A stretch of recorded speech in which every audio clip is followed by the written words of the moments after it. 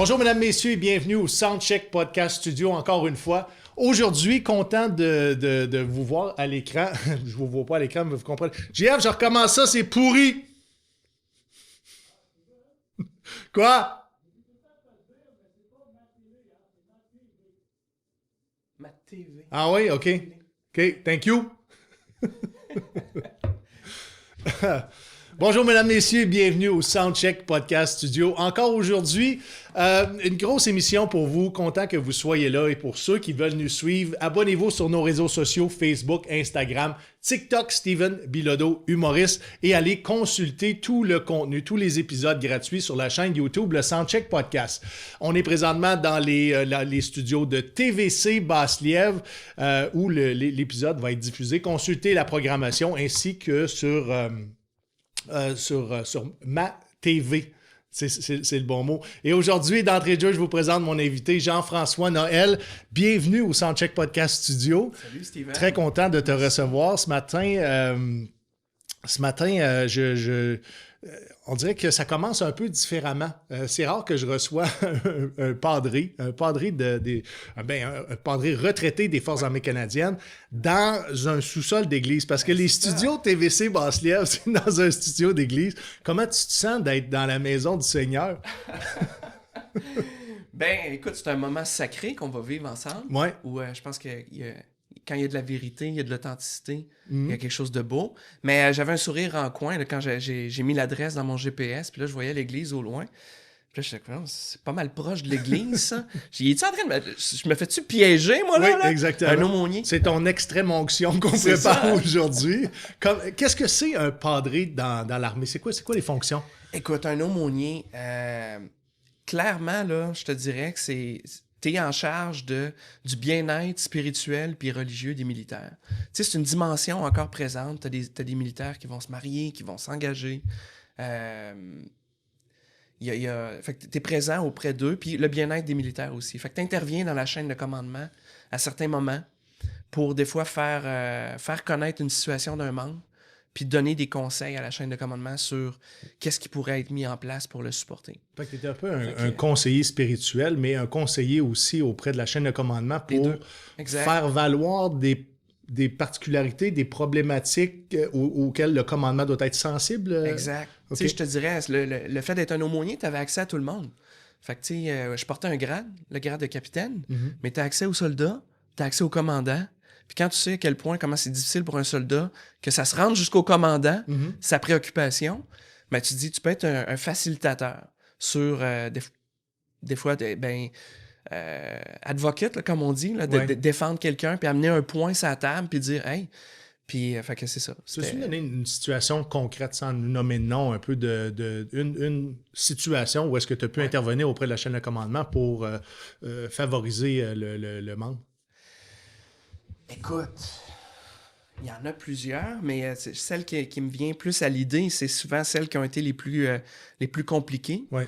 Parce que, tu sais, dans un rôle de conseiller, des fois, c'est pas toujours facile de dire ce que... Des fois, tu dis ce que l'autre veut entendre. Mais des fois, c'est pas ça qui est préférable, la bonne chose à faire. Hey, écoute, j'avais une situation, entre autres, une caporal-chef, son mari était militaire aussi, c'était un couple militaire. Lui, il était sur le point d'être libéré. Il voulait retourner à Gagetown. On était à Saint-Jean-sur-Richelieu. Puis la chaîne de commandement boguait pour ne pas muter la conjointe à Gagetown cet été-là, en même temps que son mari militaire. Que c'est common sense, là. C'est un couple militaire. Ils sont mariés. Ils sont mariés. Il y avait des enfants ensemble? Oui, il y avait un enfant là-dedans impliqué. Plus? Oui, mais les carrières bloquaient le dossier puis disaient, on n'a pas de position pour toi à Gagetown, tu vas rester ici. Fait que là, on était en train de séparer un couple militaire de quelqu'un qui avait besoin de sa femme. Oui. Écoute, ça montait haut, ce dossier-là, parce que... mais j'avais l'appui du commandant de l'école des recrues qui était d'accord avec moi. Puis ça m'a toujours...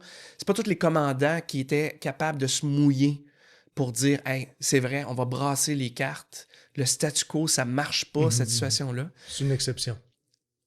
Ou du moins, c'est du common sense? Ouais, c'est du common sense, mais des commandants qui se mouillaient pour dire, même si ça va brasser de la merde, sais-tu quoi? Moi, je pense que c'est ça la bonne chose à faire, de ramener cette femme-là à Gagetown. Puis écoute, ça a été monté, ça a pris 5 mois. On a monté ça à l'Ombudsman des Forces armées canadiennes pour faire shaker le bureau des carrières pour finalement... le common sense l'emporte souvent, mais souvent, c'est ardu. Fait que toi, t'as dû aller plaider auprès du commandement les valeurs familiales. Il faut que tu ailles plaider aussi les impacts possibles d'une séparation avec l'enfant, la famille. Les enjeux familiales, sur le vétéran, et sur les opérations. Son support, les opérations. Tu sais, tu dis, cette femme-là, éloignée de son mari, sachant qu'il est vulnérable ailleurs, comment tu veux qu'elle soit productive? Oui, exactement. Donc, ça affecte directement les opérations. Puis, clairement. Je ne suis pas certain que tous les commandants l'ont compris au fil du temps. J'allais te demander, c'est quoi les qualités que ça prend un commandant pour être justement en conjoncture avec des problèmes situationnels des membres des Forces armées canadiennes? Ben, moi, je suis un aumônier. Fait que je vais te dire de la compassion en partant. Ça prend de l'empathie. Es-tu capable de gagner de l'empathie, de la compassion? C'est quelque chose qui est à l'intérieur de toi? Un peu des deux. Un peu des deux. Je pense que des fois, tu as peut-être une nature plus empathique que d'autres choses, mais tu sais, la compassion, ça se gagne des moments difficiles de ta vie. C'est là que tu la nourris, la compassion. Comme ça, ce que tu dis. C'est vrai que ça se gagne dans les moments difficiles, dans l'adversité et dans la maladie. Ouais. Puis après ça, comment tu es capable de tourner ça pour le mieux? Mais là, c'est tout un cheminement, là, tu sais. Ouais. Puis t'en as d'autres, tu sais. Je me souviens un commandant à qui j'avais fait une recommandation, tu sais, le petit gars, il avait fait sa femme avait fait sa blonde a fait une fausse couche, tu sais. Puis pour lui, c'était un drame. Puis on était en exercice à Wainwright, puis je parle avec le commandant, puis le commandant, il me dit « Oh, c'est-tu, Padre, il y a pire que ça dans la vie, tabarnak! » Puis j'étais là, tu sais. Lui, il est en train de me dire plus de sa souffrance. Ouais. Parce qu'il est tellement souffrant en ce moment qu'il n'est même pas capable de voir qu'une fausse couche, ça peut ébranler quelqu'un. Ça peut être un événement traumatique. Ouais. Ouais. Ça peut blesser pour la vie. Mais là, lui, là, sa compassion était bloquée parce que lui était même souffrant. On réalise à quel point, justement, ces positions de commandement-là ont un impact énorme sur la carrière d'un individu. Qu'est-ce qu'on fait avec un commandant qui ne veut rien entendre, ni du cul, ni de la tête? Ouais, ça, c'est... C'est quoi les outils que tu as? Puis ça peut être au travers du clergé là, ou de la chaîne de commandement, mais je sais qu'il y a des aumôniers à toutes les positions de la chaîne de commandement, incluant avec le chef de la Défense nationale. Ouais. Est-ce que tu as accès à cette chaîne de commandement-là pour te supporter, pour t'appuyer le cas échéant, ou est-ce que tu as un commandant qui ne veut rien entendre? Oui, mais tu sais, ça, il faut que tu fasses attention à ça, parce que ça, c'est un couteau à deux tranchants. Là. Okay. Quand tu commences à passer par-dessus la tête de quelqu'un dans l'armée, même si t'es l'aumônier, fallait toujours que tu fasses ça avec grand tact puis transparence. Transparence. Ouais, c'est clair. Parce que si tu joues dans le dos... Tu dis au commandant d'unité, tu dis, moi, je suis tellement sûr de ma shot, là, colonel, je monte ça à la brigade. Parce que c'est ça, tu as accès à d'autres niveaux. Tu vas le communiquer avant de le faire, par transparence puis par, je vais dire, espoir, qui reviennent sur sa position. Oui, puis j'en ai vu des commandants avec de l'humilité pour dire « OK, ben dans le fond, tu m'amènes peut-être des éléments nouveaux, puis j'avais pas vu ça de même. » Puis capable assez d'humilité de dire « OK, je vais reprendre ma décision à la lumière de ce que tu m'apportes, Padre, je vais faire... » Fait tu sais, il y a du beau, là. Tu sais, il y en avait des commandants qui en avaient de l'empathie puis sur le lot. Puis sur le lot, t'en as d'autres qui sont endurcis. Been there, done that. Puis c'est suck it up, tu sais, c'est comme... Puis ça, ceux-là, c'était les plus durs à gérer parce que là, finalement, tu disais, oh, eux autres sont endurcis. Là. Ouais. Endurcis, peut-être même blessés. Clairement. Ouais. Clairement. Déconnecter de leurs émotions. Clairement. Ouais.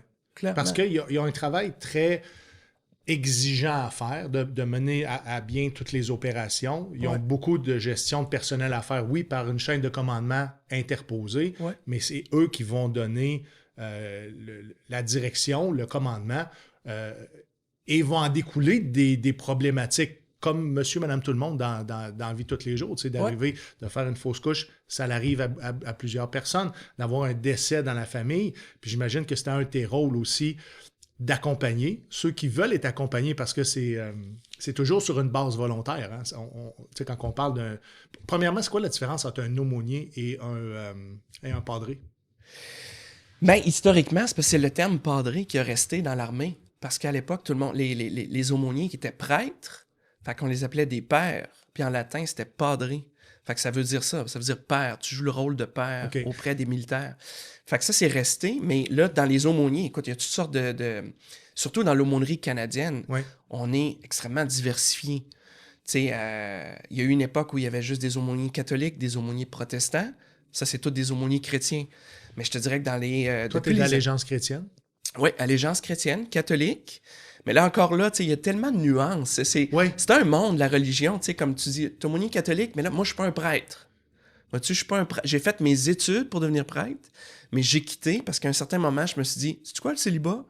Pas fait pour moi, ça. Fait que j'ai pris la décision de dire, j'aime mieux être en cohérence avec mes valeurs. Moi, la double vie, ça me tentait pas. Moi, c'est la confiance des gens, ça vaut de l'or. Fait que je me suis dit, sais-tu quoi? Puis je savais qu'il y avait des aumôniers. À toi aussi, parce que si tu dis j'ai besoin d'une relation amoureuse, j'ai des besoins sexuels, j'ai des besoins de fonder une famille, ça, c'est propre à l'aumônerie, c'est ça? Donc, vous pouvez vous marier, vous pouvez avoir des enfants. Comme dans les aumôniers catholiques, dans l'aumônerie militaire, tu avais des prêtres encore aujourd'hui qui sont là, puis qui ont choisi le célibat. Puis tu avais des aumôniers agents de pastoral qu'on appelle, comme moi, catholiques. Mais là, tu as aussi des juifs, des rabbins, tu as des imams musulmans. Là, on vient d'enrôler, ça fait 2 ans qu'on a enrôlé des aumôniers humanistes. On a ouvert la porte. Humanistes, est-ce que tu peux m'expliquer c'est quoi cette théologie-là? Ben, on se posait la question, c'est plus une philosophie, parce que dans le fond, il y a justement, eux, ils se posent pas la question de Dieu. Mais on s'est posé la question comme organisation, quand tu sais qu'il y avait comme quoi 39% des militaires qui n'ont pas d'affiliation religieuse, on se disait, hey, ça commence à être 39%? Significatif. Ouais.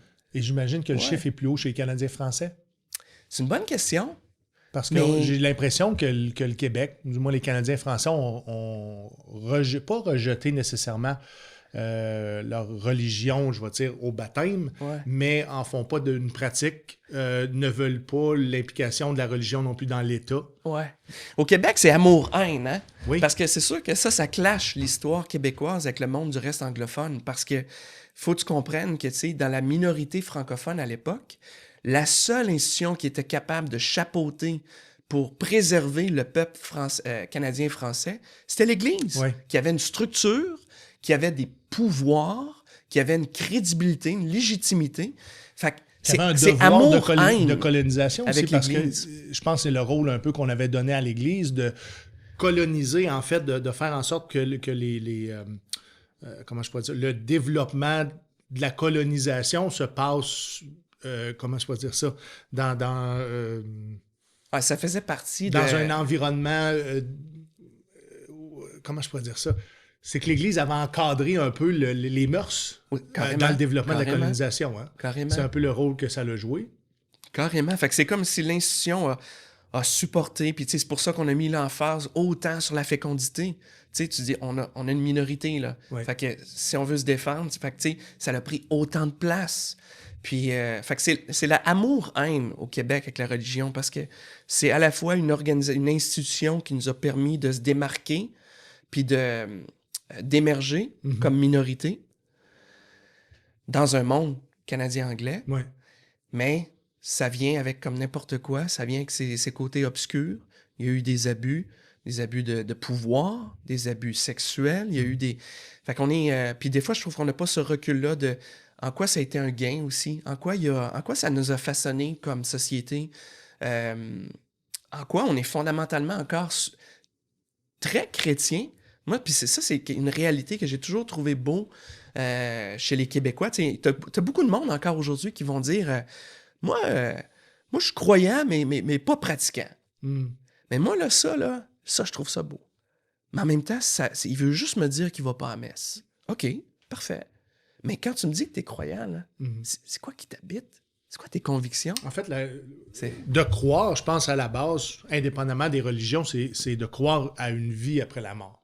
Hein? Je pense que c'est ça. Puis j'imagine que... C'est un aspect présent, oui. C'est pas... Il y a plus qu'un aspect que celui de la vie après la mort, ou du moins gagner son ciel, comme on dit. Ben, c'est sûr que ça joue, c'est une grande trame, ça, Ouais. dans le monde religieux, la vie après la mort, parce que là, ça t'aide à dire, ben, comment tu vis ta vie dans l'aujourd'hui. Tu sais, si tu me dis qu'il y a une balance en bout de ligne, puis que tes gestes de bien, puis tes gestes de mal, puis tu vas être récompensé, c'est sûr que c'est une trame de fond, parce que J'ai ça... l'impression que ça fait partie du processus. On parlait d'extrême onction, jusqu'à l'extrême onction de avant sa mort, de demander pardon et de peut-être régler peut-être certaines situations conflictuelles. Donc, c'est à ça que je l'associais, la vie après la mort, parce que sinon, il n'y aurait pas un rituel de la sorte si tu voulais pas être purifié avant d'arriver au jugement dernier. Là. Ouais. Puis là, je dis tout ça, mais ça peut s'appliquer à n'importe quelle religion, ce que je dis là. Ouais. Non, mais c'est un aspect important. Tu as raison. Donc, j'ai l'impression, puis quand les gens sont malades, sont atteints d'une maladie, ils vont être condamnés, ils vont se rabattre beaucoup vers, justement, cette spiritualité-là, qui n'est pas nécessairement au travers de la religion catholique, mais au travers d'une force supérieure, d'une vie après la mort. Quand on est dans l'armée, puis on a des hommes et des femmes de plein d'allégeances différentes, que ce soit religieuses, spirituelles ou même les athées, comment un aumônier catholique fait pour en arriver à être capable de faire son travail avec tout le monde? Ouais. Mais moi, pour moi, c'était facile. Parce que mon point de départ, c'était l'autre. Je suis pas là pour imposer mon point de vue. Je suis pas là pour imposer que j'ai la vérité à tout prix. Je suis pas là pour imposer que tu vas être sauvé ou tu vas pas être sauvé. Pour moi, tu parlais de la vie après la mort, mais pour moi, ce qui est aussi important, c'est la vie avant la mort. Puis comment ta vie. C'est intéressant. Puis c'est pour ça que mon point de départ, moi, c'était l'autre. Fait que tu sais, quand ton point de départ, c'est l'autre, moi, j'avais des collègues qui faisaient exprès pour avoir des chicanes, tu sais, puis qui arrivaient sur un thème un peu, toi, qu'est-ce que tu penses de, justement, là, des mariages homosexuels, là, puis là, ça se radicalisait, puis là, tu sais, mais si tu pars de l'autre, puis tu veux pas imposer, tu sais, comme aumônier, moi, c'était de mettre en lumière, tu sais, comme je te disais tantôt, la personne, moi, qui me disait, je suis croyant, mais pas pratiquant, OK, mais en quoi ça t'anime, ça? Le fait que, en quoi tes croyances, tes convictions font de toi la personne que t'es aujourd'hui puis qui te drive à tous les jours? Là, tu commences à me jaser. Là, je trouve ça beau. Ouais. T'sais? Mais comment tu réagis à quelqu'un qui s'identifie comme gay et lesbienne, souhaite avoir un mariage catholique? Comment tu deals avec ça? Ouais, ben là, ça, c'est comme deux choses, parce que c'est clair que nous autres, comme au niveau du ministère catholique, il n'y a pas de mariage homosexuel possible. C'est pour ça que je dis que ton approche doit être complètement différente, puis probablement, c'est des suggestions, des pistes de solutions pour en arriver à être marié, sans que ce soit devant l'Église catholique. Exact. Tu sais, parce qu'il y a d'autres églises chrétiennes, par exemple, qui vont autoriser le mariage homosexuel. Fait que, tu sais, c'était Quelle église, par exemple? Ah, l'Église unie, par exemple. OK. L'Église unie, qui est une C'est église pas des choses protestante. qu'on entend souvent. Hein? Ouais, non, mais quand même, ouais. Fait que, tu sais, je te dirais, le monde chrétien est tellement diversifié, puis, tu sais, c'est sûr que par rapport à ça, le monde catholique, mais je te dirais, le plus important, c'était d'accueillir la personne. Parce que, ultimement, qu'elle se sente validée dans ce qu'elle vit. Oui. C'est quoi les alternatives? Exemple, pour un couple homosexuel, veulent se marier, sont baptisés, sont catholiques, souhaitent vraiment le faire. Je te dirais que si la dimension religieuse est importante dans leur vie, puis veulent... Ben, moi, je les accompagnerais en disant... Je vais te présenter un collègue, puis lui va pouvoir présider votre célébration, puis... Tu l'enverrais vers un collègue davantage protestant. Exactement. OK. Puis c'était ça la richesse de notre équipe d'aumônerie, c'est parce que, tu sais... Est-ce que la branche protestante est plus ouverte, plus accueillante que la branche catholique? Je te dirais que ça dépend quelle confession. Encore là, parce que même le monde protestant... Parle-moi des différentes confessions, parce que tu me perds. Ah, écoute, vas-y. C'est un monde en soi, là, tu sais. Le christianisme a 2000 ans. Ouais. Puis le christianisme, pendant 1000 ans, on parlait du christianisme. Puis il y a eu la première rupture avec les orthodoxes. L'Orient puis l'Occident. Vois-tu? Fait que là, ça a fait les orthodoxes puis les catholiques. C'était la première rupture en 1054. Puis après ça, il y en a eu d'autres. Fait que là, après ça, tu as eu la rupture. Qu'est-ce qui a causé la rupture? Ben, des visions théologiques, des réflexions. Par exemple, dans le monde oriental, ils vont être très, très forts sur les icônes. Pour eux, ils peuvent représenter le divin. Ça a été une grande question, ça, dans les premiers siècles de l'Église. Est-ce qu'on peut représenter Dieu? Est-ce qu'on le peint, Jésus? Est-ce qu'on le met en statue? Ben là, puis... Est-ce qu'il y a une image? Est-ce qu'on peut rendre une image à ça? Mais c'était pas clair. Il y en a qui disaient oui, il y en a qui disaient non. Fait que c'est toutes sortes de réflexions qui ont créé tranquillement certaines ruptures entre l'Orient et l'Occident. Après ça, tu as eu la rupture avec les Anglicans. Le roi d'Angleterre qui voulait se remarier pour une je sais pas combien de fois, là. Je pense qu'il était rendu à 6 ou 7 mariages. Le pape a dit, ça va faire, là, moi, j'autorise plus un autre mariage. Fait qu'il a dit, ouais, ben moi, je vais créer ma propre église. Il a ramassé son clergé en Angleterre. Il a dit, on va être l'église anglicane. Fait que, tu sais, il y a toutes sortes Donc, ce que je peux comprendre, c'est que l'église anglicane permet plus qu'un mariage. Ouais, ça, c'est intéressant.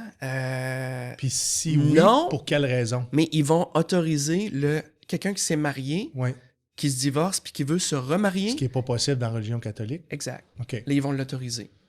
Ouais. Fait que le catholicisme semble être beaucoup plus fermé des points de vue qu'on s'est parlé. Je te dirais que le catholicisme, c'est peut-être une des traditions chrétiennes qui est en clash avec les valeurs de notre société moderne. Je te dirais que Ça a-tu un clash avec tes valeurs à toi? À certains égards, oui. Ça serait quoi? À certains égards. Ben, comme je te disais, la question du célibat, pour moi, c'est juste de ne pas offrir le choix. Pour moi, tu sais, 2024, là, tu veux t'engager au nom de ta foi, de ne pas avoir la possibilité de dire est-ce que je m'engage quand même dans une relation de couple, dans une relation amoureuse, affective? Pour moi, c'est un non-sens. Tu sais, de dire parce que j'ai voulu être prêtre, ben il faut que j'accepte d'être célibataire. Fait que vois-tu, ça, pour moi, c'est un clash. Il y a d'autres positions, tu sais, pour lesquelles...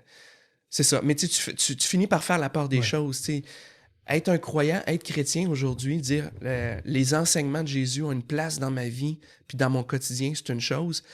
De là à les enseignements de toute l'Église sur 2000 ans, est-ce que j'adhère à tout ça? C'est là qu'il y a des...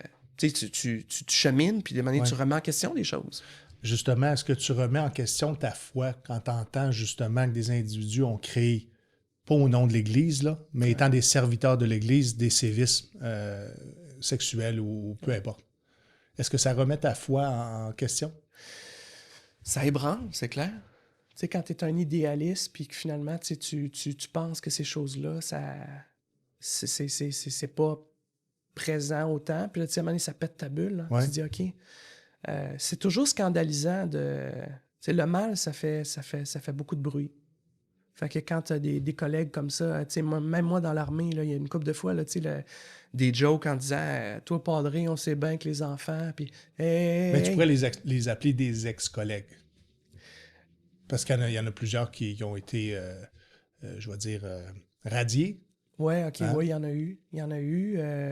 Mais c'est ça. Ça, écoute, c'était... Mais tu sais, puis c'était comme ça dans l'Église, c'était comme ça dans... Tu sais, pour avoir entendu autant de personnes dans mon ministère aussi, je te confirme que c'était bien présent dans les familles au Québec. Oui. L'inceste, les abus sexuels, les mononcles, les... Tu sais... Mais l'Église, c'est plus scandalisant. Puis je le vis, moi aussi. À cause des vieux pieux, entre autres. Oui, c'est comme l'idéal que tu mets en avant, puis finalement, pour comme... Tu sais, comme on dit une expression en armée, chier dans la pelle à ce point-là. Ouais. Comme, tu sais, tu dis que l'amour du prochain, c'est important, puis tu agresses quelqu'un vulnérable. Non.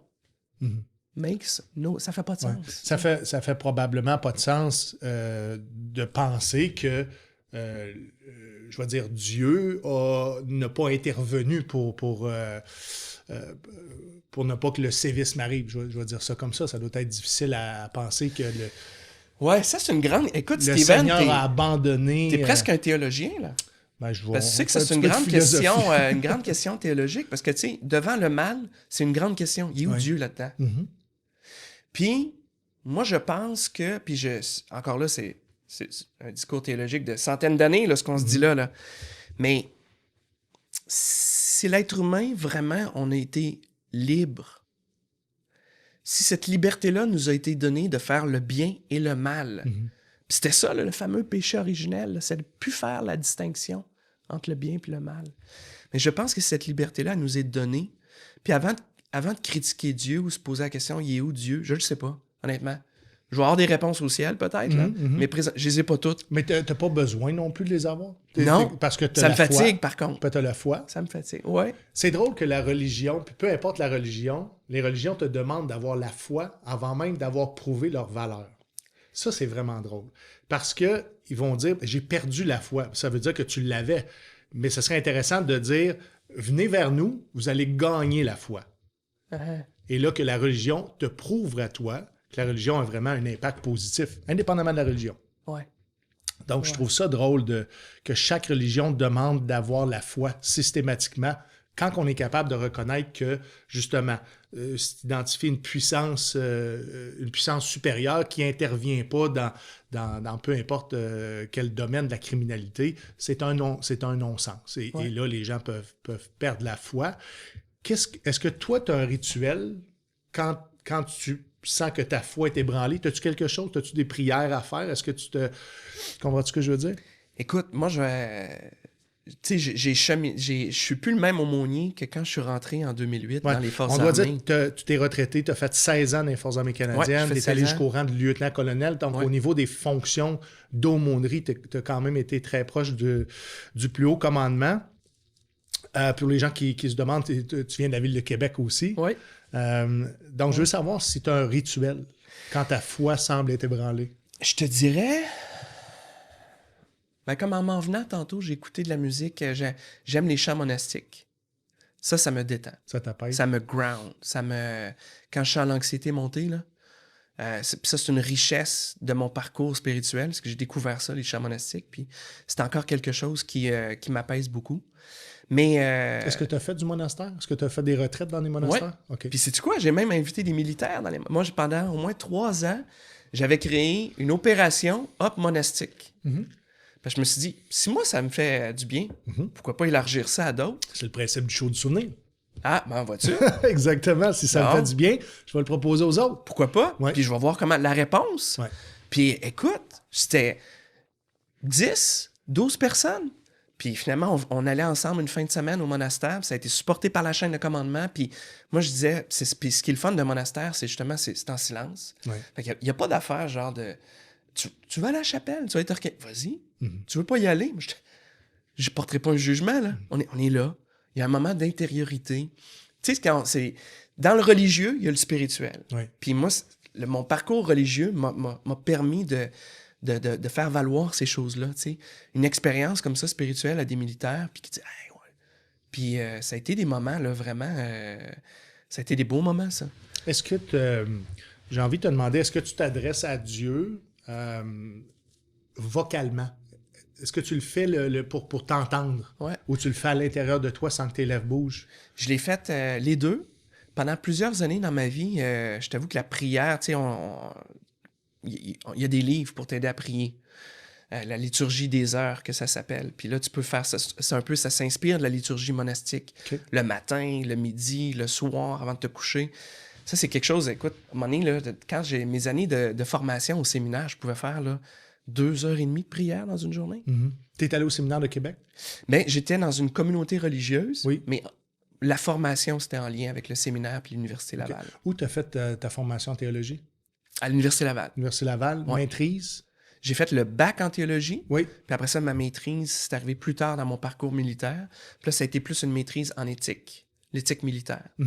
Parce que tu avais besoin de maîtriser, j'imagine, ce volet-là de ta pratique, là, parce que c'est surtout comme directement conseiller, relié avec ton métier. Comme conseiller, tu veux être capable, l'éthique militaire, c'est mettre en lumière les enjeux, les perspectives, pourquoi ce serait une bonne chose pour l'organisation de supporter telle chose, pourquoi... Fait que ça me donnait des atouts encore plus pour être un conseiller, je te dirais... Ton rôle de conseiller, c'est ta crédibilité, c'est ta manière d'influencer. Là.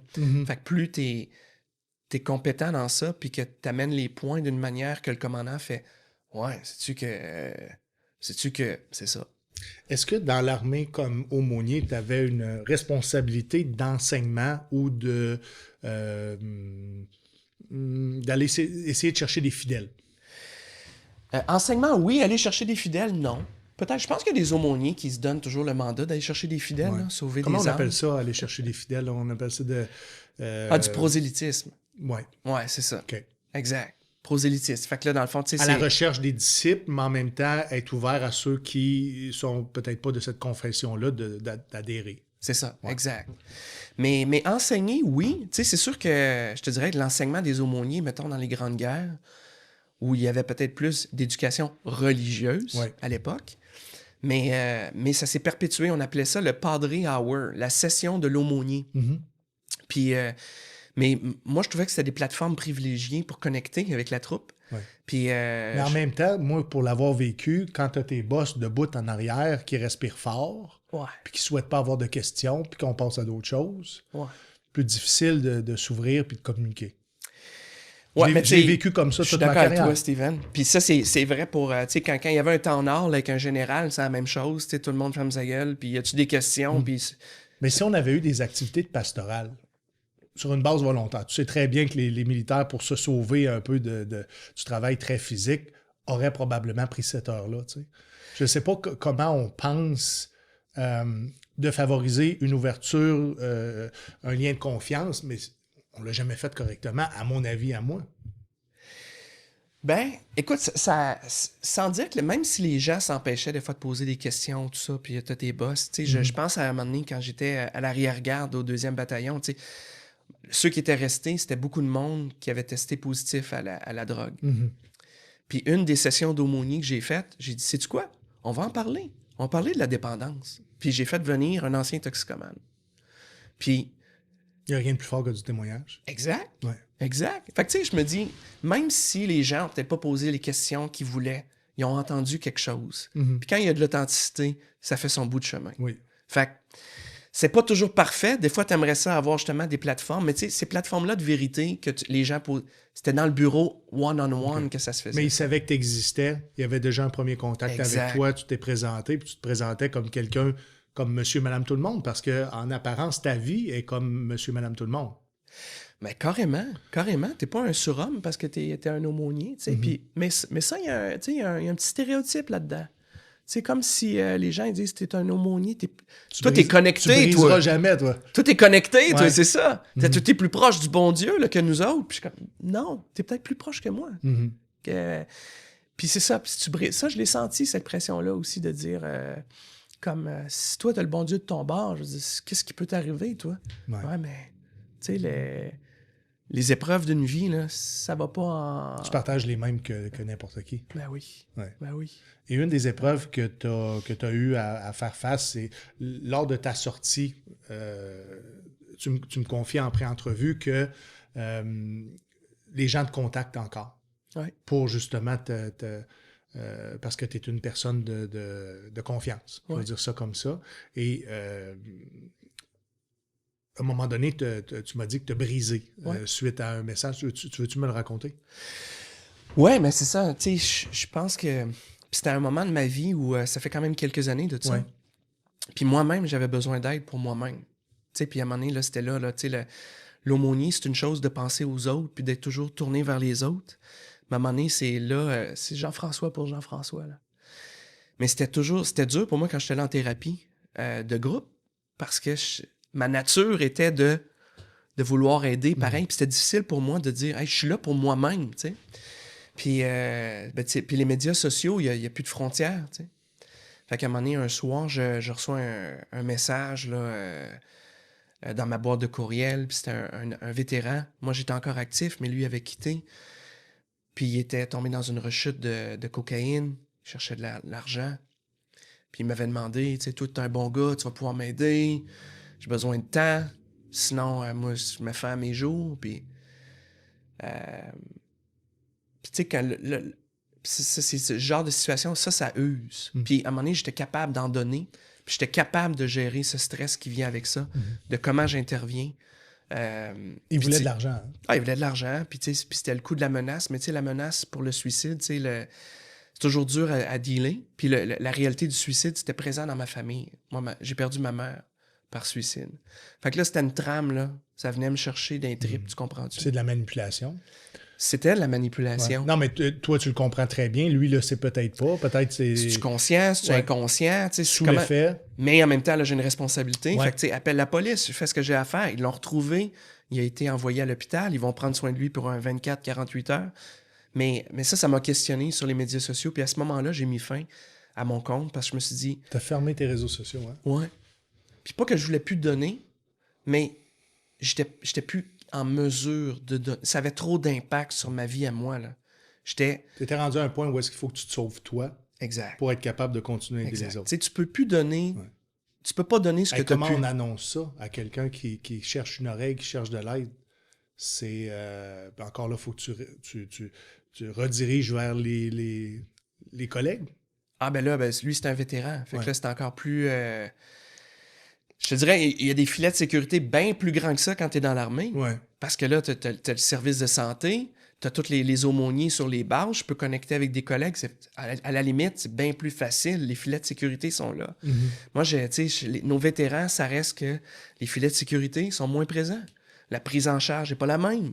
T'en as d'autres qui, justement, qui n'ont pas été pris en charge d'une manière adéquate, même dans le système. Fait qu'après, ils sont un peu perdus, laissés à eux-mêmes. Je te parlais du grand manque de maturité dans cette communauté-là parce que plusieurs viennent de la rue, plusieurs sont sous-éduqués, ils ont été pris en charge, encadrés tous ces années-là. Ouais. Quand ils retournent à la vie civile, c'est comme un apprentissage, comme ils retournaient à 17 ans pour recommencer à apprendre comment fonctionner par eux-mêmes. Puis je comprends très bien qu'ils fonctionnent par eux-mêmes, mais dans le sens qu'il y a des choses, il y a des aspects de la vie qui n'ont pas eu vraiment besoin à s'occuper, qui là est nécessaire pour continuer, leur établissement, puis deux, leur cheminement de vie. Oui, oui.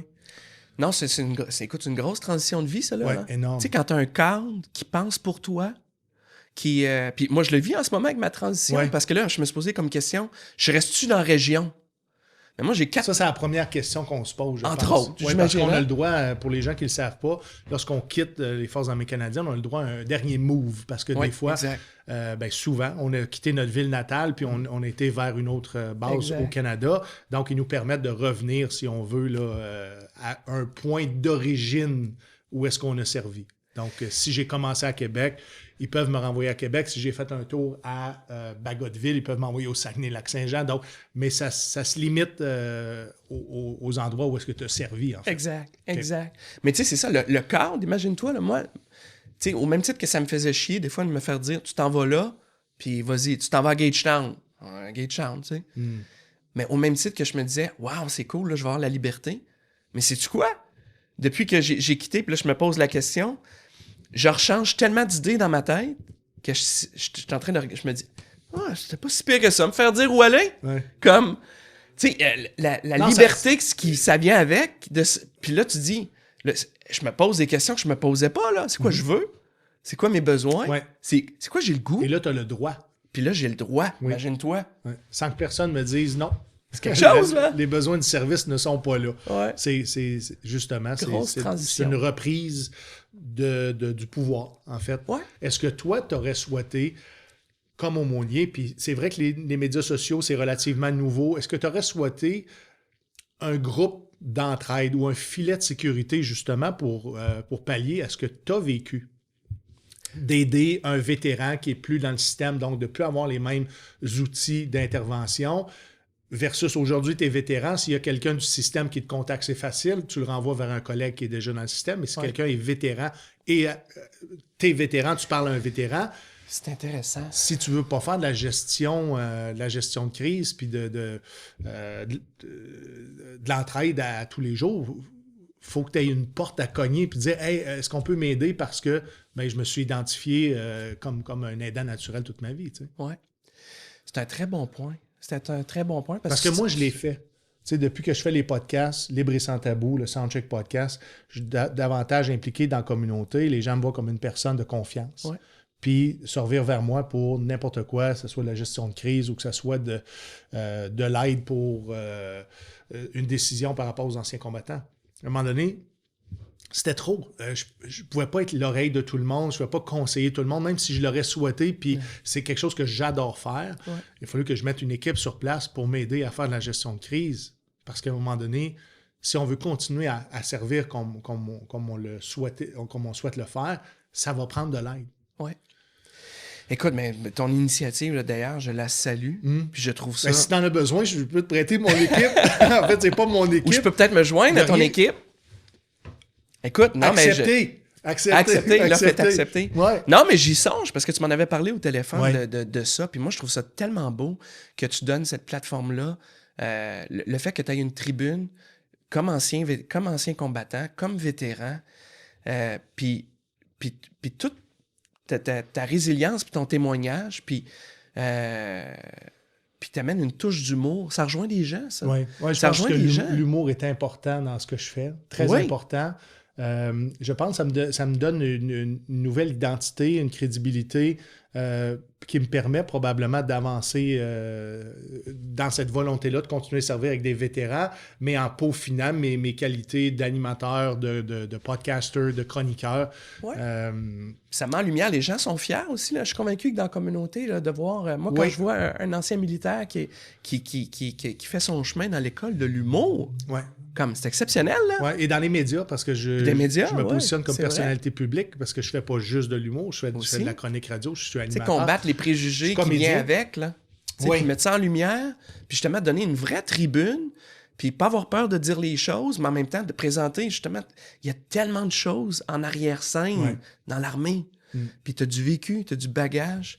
Non, chapeau, puis tu sais, l'initiative, les gens qui s'engagent aussi à se mobiliser pour les vétérans, c'est beau parce qu'il y a peu de structure. Il y en a, mais pas autant que quand tu es en service, où là, il y a beaucoup plus de ressources parce qu'on se sent aussi beaucoup plus responsable de toi. Une fois que tu as quitté les forces, là, tu es un petit peu... c'est plus le même niveau de responsabilité. Tu n'as pas le même niveau de responsabilité et tu n'as rien à devoir à personne. Ouais. Donc, ce que tu fais, si tu le fais en conjoncture avec l'institution, que ce soit les anciens combattants ou les Forces armées canadiennes, tu peux le faire contre eux. Tu peux le faire aussi pour favoriser, comment je pourrais dire ça? Faire rayonner l'organisation. Ouais, rayonner du moins les services, tout le support que les vétérans peuvent avoir.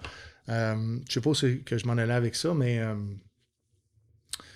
j'ai l'impression, puis ça c'est très personnel, que le gouvernement souhaiterait qu'on en parle de moins en moins des vétérans. Je pense que les vétérans, pour le gouvernement, c'est une bombe à retardement. C'est périlleux. Puis pour plein de raisons, puis tantôt on a mentionné le manque d'éducation de plusieurs hommes et femmes qui sont rentrés dans le système, mais ça ne veut pas dire qu'un manque d'éducation veut dire un mauvais comportement. Cependant, puis l'armée canadienne ne fait pas de diagnostic non plus à l'embauche. Donc, si tu as un diagnostic, oui, ça va être pris en considération, tu y vas ou tu y vas pas, mais la plupart sont rentrés des fois avec des diagnostics, sans diagnostic, mais des problèmes de santé mentale. Ouais. Arrive un événement traumatique, ont un syndrome de stress post-traumatique, ça vient compliquer leur établissement, ça vient compliquer l'employabilité. Ouais. Donc, étant donné que toutes ces problématiques-là, on paye beaucoup de cannabis médical justement pour les apaiser, les calmer. Beaucoup sont considérés comme des bombes à retardement, des gens qui ont une capacité peut-être à la violence et avec justement des problèmes de santé mentale non traités, puis il y en a beaucoup là, dans notre communauté, des problèmes de santé mentale non traités pourraient éventuellement être une problématique pour la société, un problème de sécurité publique. Donc, j'ai l'impression que le gouvernement souhaite davantage nous voir à la maison. Low profile. Et moi, je me suis dit non, c'est pas vrai, parce qu'une façon de changer les préjugés, c'est de montrer l'humanité en arrière d'un métier. Oui. Ouais. Puis probablement qu'aujourd'hui, je rencontre la personne avec le métier le plus humain que des Forces armées canadiennes. Mais t'as raison, mais tu sais, ça c'est tu sais, maintenant qu'on est vétéran... Ça a été un gros éditorial. Écoute, il y a tellement de choses sur lesquelles je peux piger dans ce que tu viens de dire. Mais tu parlais de capital politique, puis tu sais, c'est justement ça, c'est une réalité. Tu sais, comme moi, dans l'armée, tu sais, on peut pas parler de ça, on peut pas parler vraiment de la politique, on peut surtout pas critiquer des positions. Et on peut pas s'impliquer non plus en politique. On peut pas s'impliquer en politique, mais pourtant, c'est nous qui on subit directement les décisions politiques, surtout la politique étrangère, Ouais. mais on peut pas la critiquer. Mm. Fait que, fair enough.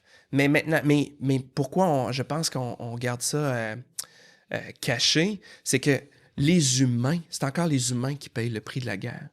C'est les humains. Puis, si on se met à l'écoute, on réalise qu'il y a un coût à la guerre. Puis, on les a envoyés, nos troupes canadiennes, pour avoir peut-être des gains politiques sur la scène internationale, puis des choses comme ça, puis une place politique, puis il y avait le siège à l'ONU qui était en jeu à l'époque, dans ces années-là, puis tu dis, OK, mais ces gains-là, c'est sur le dos de quoi? C'est sur le dos de nos citoyens. Fait que, tu sais, il faut se poser la question comme société. Tu sais, on élit un parti politique, puis finalement, c'est quelques centaines de personnes qui vont prendre une décision sur des milliers de militaires. Ouais. Tu sais, c'est toute qu'une décision, là. Même toi, si on passait au vote dans une démocratie, là, de dire, t'es-tu prêt à envoyer ton fils de 18? Puis là, on demandait à chacun de voter.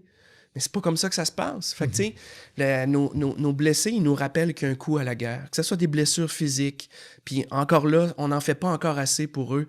C'est des héros, puis c'est des militaires qui ont eu à se battre contre l'institution. Tu sais, il y avait, je sais pas si tu te souviens, Steven, mais dans les premières années de mission de combat à Kandahar, là, ben, le gouvernement venait juste de changer le montant à vie pour un montant forfaitaire. Là. Fait que les indemnités, ben, puis ça plafonnait, là. 250 000. T'as perdu... si tu le prenais en argent. Si tu le prenais en argent comme montant forfaitaire, une enveloppe. Oui.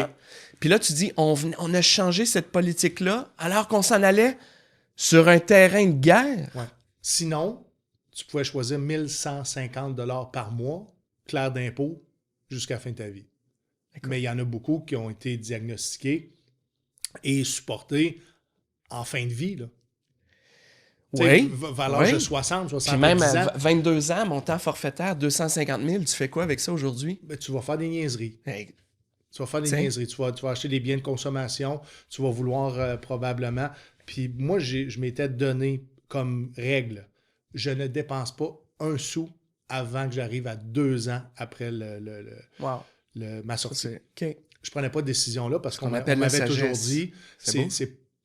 Tu ne seras pas habilité à prendre une décision rationnelle si tu es dans l'émotion et si tu ne désensibilises pas exactement ces problèmes, ces traumatismes-là. Et ça a fonctionné dans mon cas. Ouais. Ça a fonctionné. Ça a été difficile. Il a fallu que je me parle beaucoup. Mais sinon, même à mon âge, j'aurais fait une niaiserie de cet argent-là. Je serais probablement arrivé avec une... je sais pas, moi, une Bentley ou une Rolls-Royce. On a vu ça à un moment donné, les bataillons étaient pleins de véhicules de luxe parce que, justement, les anciens combattants commençaient à dédommager. Les montants étaient intéressants, mais je regardais un collègue américain, j'étais dans un tout inclus, puis je discutais avec un soldat, un vétéran américain qui me disait que quand tu arrives à 100% d'invalidité aux États-Unis, tu ne payes plus d'impôts. Okay. Nous, ça va arriver, puis ça a fait partie des changements. En mission, on ne payait pas d'impôts sur le revenu pour le temps que tu passais en mission. Les Américains, quand tu es vétéran, 100% d'invalidité, tu payes plus de taxes. OK. Ouais. Tu payes plus d'impôts. Tu continues à payer des taxes et tu ne payes plus d'impôts. Je trouvais ça intéressant comme marque mesure, de reconnaissance, dans le sens que on te permet d'arrêter de contribuer parce que tu as suffisamment contribué. Je trouvais que c'était un message qui était intéressant. Ouais. Que le gouvernement canadien pourrait peut-être se pencher, mais encore là, tout part du Conseil du Trésor. Oui, on aimerait en avoir beaucoup plus, mais ça reste que, comme n'importe quel programme social, ça doit être en conjoncture avec notre économie et notre capacité de payer. Beaucoup de vétérans ne comprennent pas ça, en disant, si le pays n'est pas capable de me supporter à la hauteur de ce que je pense que ça valait mon sacrifice, t'arriveras jamais là. Non, c'est ça. Puis la reconnaissance, c'est pas juste financière non plus. Ça, c'est un autre enjeu. Mais justement, il manque peut-être de reconnaissance. Oui, mais certainement, c'est sûr que c'est... je pense qu'aux États-Unis, le sens patriotique, puis de voir les héros de guerre, puis je pense que ça a une valeur. Nous autres, tu reviens de Tours, puis il n'y a pas grand monde qui veut savoir ce que tu as vécu, puis peut-être tes proches, puis... Mais si tu avais... Exemple, je donne ça comme exemple. Encore une fois, je prends les Américains comme exemple. Les Américains ont beaucoup plus de décorations que nous. Ouais, Il y en a qui finissent leur carrière, ils ont une médaille. 30 ans de service, il y a la médaille de service. Puis ça ne veut pas dire qu'ils n'ont pas fait des choses, qu'ils n'ont pas travaillé fort, qu'ils ne sont pas des héros pour autant. Mais je pense qu'on manque de valorisation dans les forces. Puis ma question est pour toi, est-ce que toi, dans ton bureau, à porte fermée, tu as entendu ça souvent? Je me sens pas reconnu. Ah ben oui, c'est sûr. Je veux dire, c'est... Je fais des sacrifices, puis quand c'est le temps de demander quelque chose à la chaîne de commandement, là, eux autres sont pas prêts à faire le sacrifice. Ça va juste d'un bord. Exactement. Ça va juste d'un bord. Exactement. Écoute, oui, mais tu sais, je pense qu'il faut mettre ça en perspective. On parlait tantôt d'anciens combattants. Tu penses à ceux qui ont mis en place anciens combattants. C'est nos vétérans de la 2e qui sont revenus puis qui avaient rien pour eux. Non, il y avait rien. besoin de Fait qu'il faut mettre les choses en perspective puis dire, OK, je pense qu'il faut déjà être reconnaissant de ce qui a été mis en place. Puis ça a été sur le dos de des gens qui ont souffert pas mal aussi. Là. Mm-hmm. Est-ce que ça peut être mieux? Puis c'est là qu'il faut regarder les choses. Puis j'aime ça ce que tu amènes comme idée puis comme suggestion. C'est tout est perfectible. Il n'y a rien de parfait. Non. Fait qu'il faut être reconnaissant du chemin parcouru. Puis il faut regarder et dire qu'est-ce qui peut être fait de plus. Exactement. Pas puis pas se contenter de. Puis ça, c'est le statu quo. Oui. Parce que c'est facile, le statu quo, parce que ça ne demande pas trop d'efforts. Ah, il faut remettre un autre programme. Puis là, tu sais, comme juste la reconnaissance. Là, moi, même comme aumônier, il y avait des résistances dans ma branche pour reconnaître. C'est faire valoir la candidature de quelqu'un pour une reconnaissance. Là. Mm-hmm. C'est de la job. Oui. De la job. T'en écrives, de la paperasse. Oui. Puis il faut que tu t'écrives assez bien pour que quand il y a un comité, que la personne, tu es capable de faire valoir vraiment ce que démontrer. Fait que même la reconnaissance là, pour un superviseur, là, c'était plus de travail. Fait que là imagine-toi, là, toi, tu as beau avoir une bonne intention, tu veux reconnaître ton monde, puis d'une manière des fois formelle, ça demande plus de travail. Fait que es-tu prêt à mettre ce plus-là pour tes personnes? Fait que c'est ça un leader. Oui. Vas-tu le mettre le plus pour ton monde? Mm-hmm. Moi, la question ne se posait pas, mais je l'ai vu. Il y en a que, écoute, regarde, le processus est tellement long, regarde. Puis après ça, la jalousie aussi que ça amène. Tu sais, comme même entre aumôniers, là, de faire valoir, à un moment donné, je me souviens, histoire de guerre d'aumônier, OK? Yes. On va mettre ça, tu vas voir. Juste pour te dire là, comment... Je vais dire aux gens que le casque est là. Mes invités sont avisés que s'ils ont une histoire de guerre à raconter, ils ont le droit de histoire de guerre d'aumônier, tu vas voir. Mais juste pour te dire comment... C'est très drôle. Merci. Ça fait longtemps que je l'avais mis, lui. Écoute... Tu l'as porté, lui? Non, pas lui. Ah, non. Non, pas lui. L'autre, le 4-pad de l'Afghanistan. Sorti du système début des années 90. En fait, c'est ça, hein? Toi, tu l'as-tu? Non, c'est pas. C'est un de mes amis qui a fait la crise d'Oka avec, qui me l'a donné en cadeau. Bon, mais je salue ton ami. Je suis convaincu que c'est clairement pas confortable. Non. Je salue tes sacrifices, mon ami, quand t'avais ça sur la tête. Exactement. Écoute, juste pour te dire la nature humaine. Oui. Puis tu sais, c'est ça d'être un aumônier. T'es un humain avant tout. Oui. À un moment donné, j'étais lieutenant-colonel acting, intérimaire. Puis j'avais une femme, une aumônière, elle avait fait 3 notifications de décès à des familles en 4 mois. Puis là-dessus, 2 suicides. Quand tu sais ce que ça exige, que d'aller voir une famille pour apporter une nouvelle comme ça, puis surtout l'intensité d'un suicide, moi, je trouvais ça exceptionnel. Puis les familles étaient reconnaissants, ils avaient tout aimé. C'était une femme qui elle avait beaucoup de compassion, beaucoup d'écoute puis de bienveillance. Fait que moi, j'étais acting, fait que je me suis dit, écoute, je vais aller voir la chaîne de commandement. Qu'est-ce qui donnerait comme reconnaissance à ça? Au moins un coin, quelque chose de même. Tu comprends-tu? Ouais, une mention. Une mention? Fait que je pousse ça. Et, fait que là, moi, je dis peut-être un médaillon. Puis là, puis les chaînes de commandement sont... Padre, c'est exceptionnel ce qu'elle a fait. Moi, je le ferais pas. Moi, je te pousse une mention élogieuse du commandant de l'armée. Hey, OK, ben écoute, parfait. Je suis content que ça vienne de vous. Je suis content que vous voyez que ça... Tu sais, que c'est reconnu, que son travail est reconnu, tout ça. Sais-tu avec qui j'ai été obligé de me battre au téléphone? Ma propre branche. J'ai reçu un téléphone. Parce qu'il ne voulait pas créer un préjudice? Ouais. Oh, mais là, après ça, tout le monde va cogner à la porte de l'aumônerie pour avoir une valorisation. Ouais, mais surtout que, tu sais, c'est que ça créait un genre de... Mais là, Jean-François, si on le fait pour elle, pourquoi on le fait pas pour d'autres? Puis Pourquoi le superviseur le fait pas pour d'autres? Si tu me dis que ça a de la valeur, là, pourquoi il prend pas le temps de plus pour le monter, le dossier? Je veux dire, puis de la jalousie. De la jalousie aussi. C'est comme on n'était pas... Moi, Même dans un métier comme le tien. Ouais. Ben, c'est pour ça que je te dis la nature humaine. C'est pour ça que j'en fais une histoire de guerre. C'est que, tu sais, c'est pas parce que t'es un aumônier que t'es au-dessus de la mêlée, là. Non. Tu sais, pourquoi lui il l'a eu, pas moi, non. Puis, tu sais, puis cette jalousie-là, au lieu de se réjouir puis de dire, regarde bien, dans une carrière, là, tu peux pas être reconnu dans tout ce que tu fais. Clairement pas. On pourrait pas tous les reconnaître. Puis on pourrait pas tous les reconnaître. Il y a des moments où tu vas peut-être être reconnu plus que d'autres. Il y a des moments où ça va passer dans l'incognito. C'est sûr que comme superviseur, la tape en arrière, tu sais, le merci, le fait, tu sais, moi, c'était quelque chose qui me venait plus naturellement. Mais puis ça a son importance, ça aussi. Peut-être quelque chose qui manque justement dans les cours de leadership où est-ce qu'on aborde très peu la gestion de ressources humaines.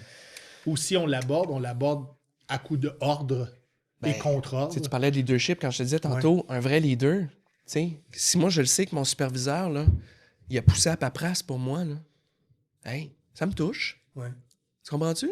Il a fait l'extra pour moi, là, pour faire valoir mon travail puis ma contribution. Ouais. C'est un leader, là, à quelque part, moi, j'ai compris une chose dans l'armée, avec le 22. Un des plus beaux compliments qu'on peut te dire, là, moi comme aumônier, mais je pense dans l'armée, là, c'est « Moi, j'irai à la guerre avec toi. » Moi, les 22, là, c'était le plus beau compliment que j'ai compris qu'on pouvait me dire dans l'armée. Puis qu'est-ce que ça dit, ça? T'as gagné ma confiance. Exactement. Tu vas avoir mon dos. Tu vas prendre soin de moi. Si je tombe au front, tu vas venir me chercher. Puis je vais faire la même chose pour toi. Puis aucune notion de guerre là-dedans. Là. Non, mais c'est des notions humaines. Humaines puis de leadership. Est-ce que c'était autant complexe plaider, exemple, la cause d'un problème situationnel d'un membre? Est-ce qu'il vous demandait beaucoup d'administration? Ou ça pouvait être réglé? Commandant, laissez-la aller. Il y a une bonne raison. Fiez-vous sur moi, je connais le dossier. Oui, les deux. Les deux, des fois, ça se faisait une bonne discussion, tu sais, puis encore là, tu finis par tisser un lien avec ton commandant aussi. Oui. Tu sais un peu plus comment amener les choses, puis tu sais sa rigueur aussi. Là. Il y a des commandants là, qui voulaient te voir arriver avec...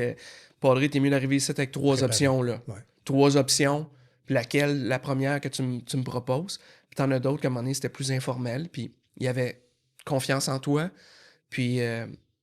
mais honnêtement, la force d'un conseiller, c'est d'être le plus préparé possible. Parce que... puis de rechercher le bien, pas juste du membre, mais le bien du membre, ça va être aussi le bien de l'organisation. C'est quasiment un job d'avocat.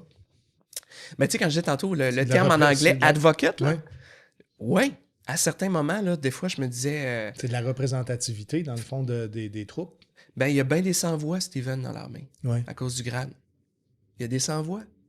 Tu sais, le sergent qui t'aime pas à face, là, ton mémo, là, il vient d'arrêter là. Ouais.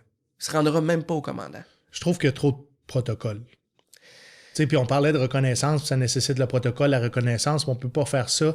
Il y a quelqu'un qui m'appelait l'autre jour puis qui me disait, quelqu'un du lac Mégantic, il dit « J'ai un soldat ici exceptionnel, j'ai envie justement de l'élever au rang de héros. » Ouais. Puis là, je disais « Fais attention parce que on est toujours prudent de pousser en avant des héros parce qu'on de leur vivant pourrait faire une bourde qui va te faire regretter toute l'administration que tu as faite pour le pousser comme héros. » Fait que je trouve qu'il y a beaucoup, beaucoup d'administration. Puis je vais faire un parallèle avec l'Église. Est-ce que tu crois que l'Église aurait à gagner d'être moins protocolaire, moins de rites? Mais les rites puis le protocole, c'est un peu... Le protocolaire, c'est le flafla, moi, je pense. Tu sais, la façade, là, tu sais. Puis ce que j'aimais quand j'allais à l'Église... Ouais. parce que je suis plus pratiquant, j'aimais l'homélie. OK, ouais.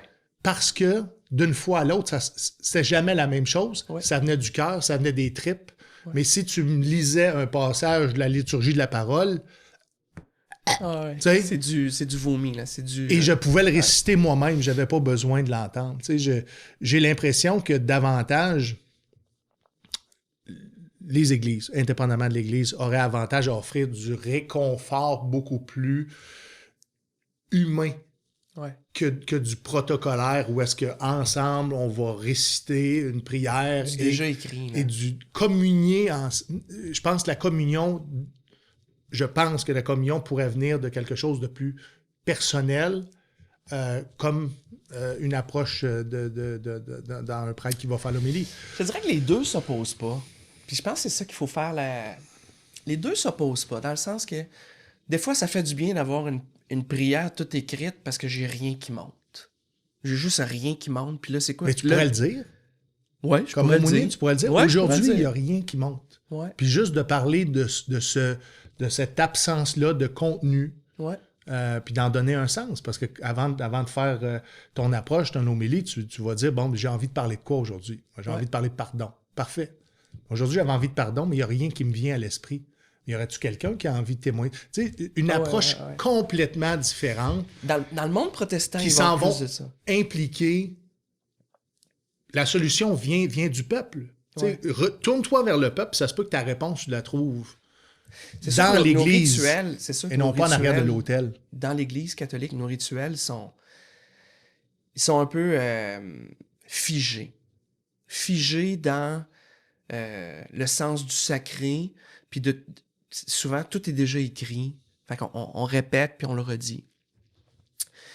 Ça rejoint certaines personnes. Mais clairement, moi, je l'entends, puis même moi, le premier, moi, j'aimais ça, justement, sortir du cadre pour aller l'expérience. Parce que ton vécu dit quelque chose de Dieu aussi. Oui. Tu sais, c'est pas juste tout ce qui est écrit là. Non. Je veux dire, si vraiment il y a un transcendant qui existe, ben, puis que toi, il y a quelque chose dans ta vie qui me parle de ça, ben, ça aussi, je peux être à l'écoute de ça. Ça, dans le monde protestant, c'est beaucoup plus fort. Ils vont mettre beaucoup plus l'accent sur l'expérience des gens, puis le vécu, puis comment Dieu dans ta vie, puis parle-moi de... Tu sais, puis... fait que je pense que c'est un peu... Pour avoir vu, moi, dans mon métier, justement, avoir côtoyé des ministres protestants, des ministres catholiques, de dire, ben, je pense des fois, ça prend des rituels, puis même des fois, des rituels, pas des mots, mais des rituels comme dans l'Église, allumer un cierge. On n'a pas inventé ça, là. Non. Mais des rituels qui va chercher du sacré, puis en même temps, être capable aussi de mettre en lumière l'expérience des gens. C'est aussi, il y a quelque chose de sacré là-dedans, quand on se met à l'écoute de ça. Ouais. Et je le dis en tout respect, mais tu sais, ça va chercher je vais dire un type de brebis, mais les autres qui adhèrent pas justement à ce protocole-là. Puis je vais faire un lien avec la Légion royale canadienne. Beaucoup de vétérans que je côtoie ne vont pas dans les légions à cause du protocole puis de l'administration. Okay, ouais. C'est un frein à leur bien-être. C'est un frein, ça peut être aussi un déclencheur pour certains. Ouais. Le fait de se tenir droit, d'être obligé de saluer, d'atteindre des... d'aller sur des CA, des rencontres, de voter. Tout ça, je pense, une fois que tu es sorti, il y en a plusieurs qui veulent plus, qui n'ont plus besoin de ça. C'est une perte de temps pour eux. Il y en a qui vont se conforter là-dedans, puis ça va vraiment leur... Mais je pense que c'est le même type de brebis qui le protocole, parce qu'ils ont été dans... Puis tu sais, je ne me ferai pas d'amis en disant ça, que... Puis il y en a d'autres qu'au contraire, le protocole va les éloigner. J'ai l'impression que des fois, la religion est tellement rigide qu'on n'a pas pensé à ceux qui sont un autre type de brebis. Ben, c'était ça mon métier comme aumônier militaire. Parce que justement, je ne cadrais pas dans un milieu d'église, puis de paroisse, puis tout ça. Tu sais, moi, prêcher à des gens déjà convaincus de quelque chose, puis qui ont... De toute façon, le but, c'était pas de prêcher, mais de se faire proche des gens. Mm-hmm. Tu sais, t'as deux façons de voir. On ramène-tu les gens à l'église? Ben, pourquoi? C'était-tu mieux que ça il y a 100 ans? Parfait. Parce que tu étais forcé d'aller à l'église? Non. Mais est-ce qu'on peut ramener les gens à l'église dans une autre vocation? Tu sais, aujourd'hui, beaucoup d'églises sont prises pour des salles de spectacle, des théâtres. Il y a beaucoup des sous-sols d'églises ici exploités. C'est un bel exemple de ce qui est fait, télévision. Ça ici, ouais. Mais les églises, cette institution-là, pourrait davantage favoriser l'ouverture de ses portes à d'autres choses qui sont pas nécessairement d'allégeance catholique. Mais je pense que quand tu as quelqu'un chez toi, tu es plus en mesure de de prêcher pour ta paroisse, j'ai l'impression. Tu sais, dans un autre contexte, un contexte qui est peut-être beaucoup moins menaçant d'aller à l'église si je m'en vais, que l'église a organisé. Je ne sais pas, moi, chaque année, il y a Candle of Lights. Ils vont louer les églises pour présenter de la musique à la chandelle. Je trouve que c'est un beau concept. Puis en même temps, si l'Église souhaitait être présent, puis peut-être pas faire du militantisme, mais d'aller à la rencontre des gens qui sont venus dans leur bâtiment, pourrait leur donner une possibilité de connecter avec eux. Ouais. Puis on aurait une autre forme de... Tu sais, moi, ce qui m'animait, moi, le fait d'être aumônier militaire, c'était de se faire proche des gens. Puis après ça, ça va venir de soi. Tu sais, à un moment donné, tu tisses un lien, puis à un moment donné, tu reviens de théâtre, puis le gars, il dit « Hey, Padré, ma fille est née, j'aimerais ça que tu la baptises. Mm-hmm. J'aimerais ça t'entendre qu'est-ce que tu as à dire de cette célébration-là, puis qu'on le vive ensemble. » Fait que tu sais, ça venait comme de... Juste à la fin, pas au début, à la fin, on va célébrer ça ensemble, mais avant ça, il y a plus que ça. Tu sais, l'idée, c'était pas de... C'est pour ça que ça m'interpellait, moi, de dire sois présent. Tu sais, si Dieu existe, comment je peux être une présence de Dieu là-dedans? Là-dedans! Concrètement, là, avec les hommes, les femmes en uniforme, avec les exigences de la vie militaire, avec ses défis, avec ses joies, avec ses peines, partager ça avec eux. Fait que ça me rejoignait bien plus que de dire, tu sais, j'avais 25 ans quand je me suis enrôlé, là. Fait que moi, là, les paroisses, là, c'était... j'ai cherché les gens de mon âge, là. Fait que moi, je me suis dit, sais-tu quoi? Ils sont là, les gens de mon âge.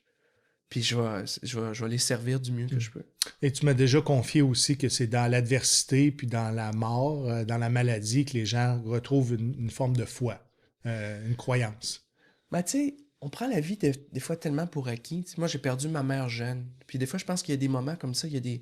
On appelle ça en anglais des eye-openers. Quel âge t'avais? J'avais 17 ans. Ouais, mais 17 ans. Puis tu sais, je sais pas, c'est pas un tremplin vers le religieux. C'est juste un temps d'arrêt. On est dans... Tu sais, tout court, tout va vite, tout va... Puis, tu sais, même des fois, là, quelqu'un décède aujourd'hui, puis là, là, il y a les funérailles, mais là, j'ai un conflit d'horaire, puis tout ça. C'est comme si... Hey, on réalise-tu, là, que c'est... La vie, on en a juste une. Puis... si tu y vas pas, il est possible que ton deuil en soit affecté. Oui. Si ton deuil est affecté, est-ce que toute ta famille soit affectée? Oui. Fait qu'on ne fait pas assez la promotion. Mais l'importance de s'arrêter quand c'est le temps.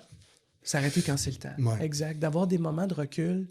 Puis, tu sais, la maladie, la mort, c'est tout pareil, ça. Ça vient nous prendre par surprise. Hein? On aime ça avoir du contrôle. On planifie tout. Puis dans l'armée, tu sais, on aime ça avoir du contrôle, mais en même temps... S'il y a une place qui a du contrôle, c'est là. Oui, mais pourtant, y a-tu un scénario qui se passe comme c'est prévu?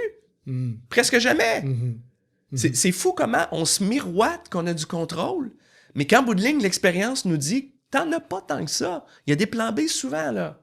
Tu sais, puis c'est le même la vie. Moi, si Dieu existe, il est dans l'imprévisibilité. Parce que ça, c'est une des choses qui me fascine dans la vie spirituelle. C'est que je suis maître de ma vie, mais il y a des choses pour lesquelles les plus belles choses qui m'est arrivées, c'est des choses que je n'avais pas pensées pour moi-même. Puis ça me dépasse. Parce que je me dis, voyons, j'étais assez intelligent pour dire, il me semble dans ma vie, j'aurais voulu, tu sais, que... Non, les plus belles choses, c'est comme quand je suis rentré au séminaire, je voyais pas ça venir que j'allais me marier. Puis sais-tu quoi? Ça a été une belle chose dans ma vie, puis encore aujourd'hui. Après ça, rentrer dans l'armée, écoute, regarde-moi à shape, puis regarde-moi, tu sais, moi, j'ai jamais considéré que j'étais un tough, tu sais, puis j'avais cette image-là dans ma tête, puis... C'est pas un alpha? Juste pour surfer sur le sujet de la semaine. Je rentrerai pas dans les catégories. Je pense que je vais être dur à cerner dans les catégories. Mais en tout cas, non, je suis clairement... qu'il y a beaucoup d'alpha, c'est justement dans les Forces armées canadiennes. Mais là, maintenant, le terme est galvaudé, là. Oui, c'est ça. Mais... non, mais... Écoute, j'ai perdu le fil sur le alpha. Oui. Je m'excuse. Non, ça m'arrive comme ça, mon cerveau va là. Mais concrètement, quand tu rencontrais quelqu'un, tu sais, souvent on va rencontrer un prêtre, tu t'en vas à l'église, puis ça va être très formel comme approche dans Monsieur le curé. Puis tu sais, ces manières-là, est-ce que tu l'imposais ou à un moment donné tu disais, tu peux m'appeler Jean-François? puis d'arriver à connecter plus rapidement, justement, en enlevant cette barrière-là de supériorité ou de cette position de pouvoir-là? Moi, je pense que ça, c'était ma force. Dans le sens que je me suis jamais pris pour un autre.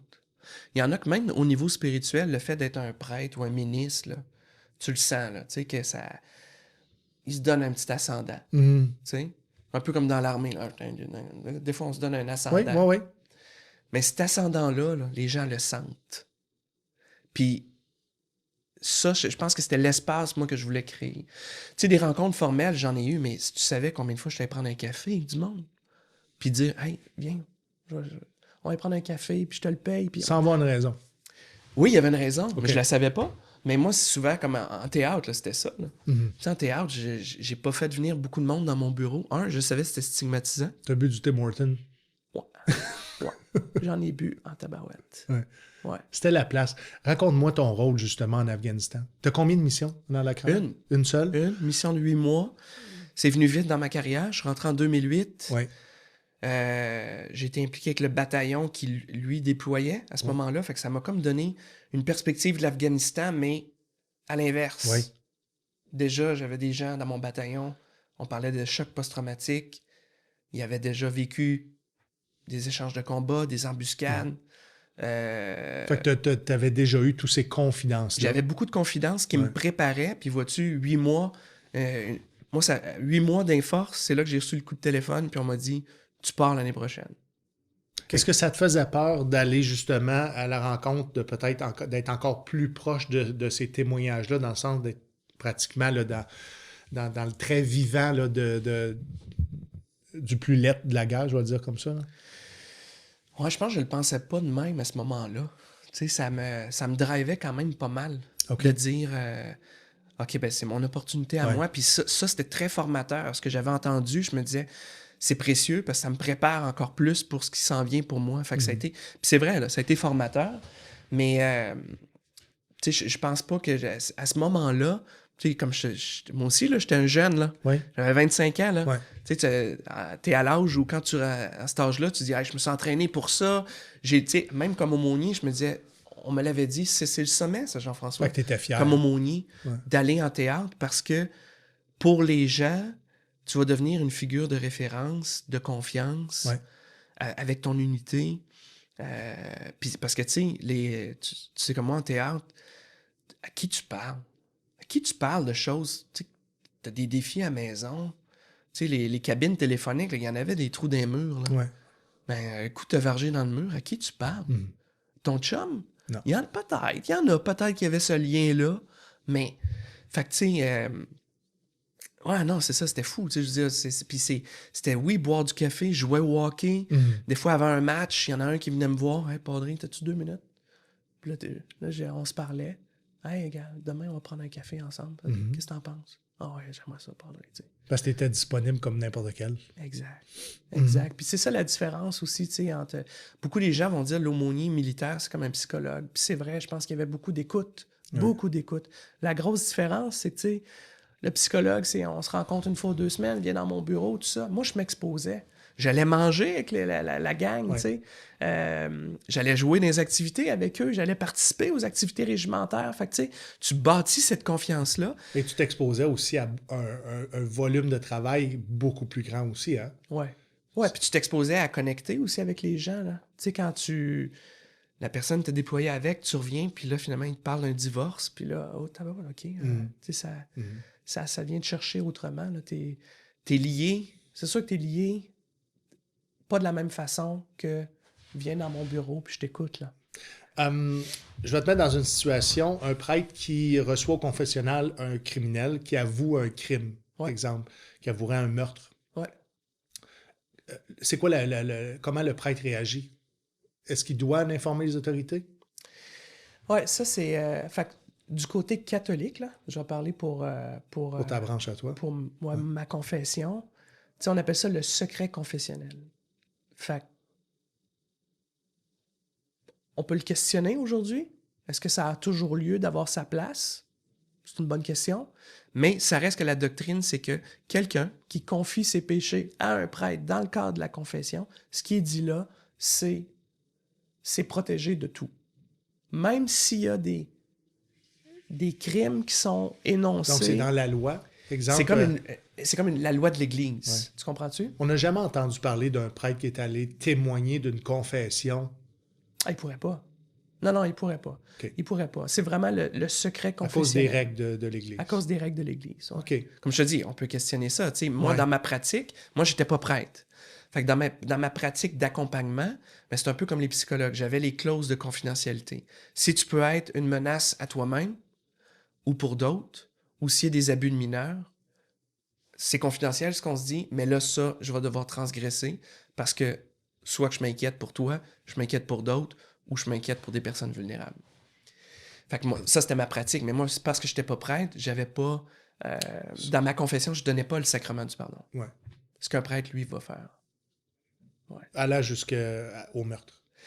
Écoute, je suis convaincu que, surtout où tu parles à des aumôniers de prison, par exemple, ouais. Je suis convaincu qu'il y a toutes sortes de confidences qui se font. C'est clair. C'est clair. Puis, tu sais, ouais, ça reste que c'est... Ouais. Tu as eu annoncé plusieurs décès, plusieurs blessures graves sur le champ de bataille. Comment ça se passait? Comment du moment où est-ce que tu reçois l'appel, comment tu t'administrais tout ça? Ouais, ça, c'est spécial parce que c'est une mission peu connue, là, tu sais, on parle souvent des opérations, mais tu sais, l'arrière-scène, qu'est-ce qui arrive quand quelqu'un meurt en théâtre, puis comment on va supporter sa famille puis ses proches, puis... Comment on l'annonce? Comment on l'annonce? Écoute, on se préparait, là. Tu sais, moi, avec mon commandant au 2e bataillon... Tu as eu des pratiques? On s'est fait des pratiques, on s'est fait des scénarios. Ouais. Va cogner à une porte. Ben, c'était un peu du théâtre, là. Ouais. Mais je veux dire, on se pratiquait parce que... puis, tu sais, même si tu te pratiques, il n'y a pas une situation qui était pareille. Pas une situation qui était pareille. T'as du monde qui est en colère, t'as du monde qui ont tout décrissé dans la maison. Mais est-ce que vous appeliez avant de vous présenter à la résidence? Non, la manière que ça se passe, quand il y avait, mettons, un décès en Afghanistan, ouais. Les médias, les communications, ça se ferme. Nous, on reçoit les appels, on se mobilise à l'unité. OK, on apprend c'est qui. Oui. Fait que là, on va voir c'est qui les proches parents qu'il faut aller aviser. C'est une conjointe, c'est un père, une mère.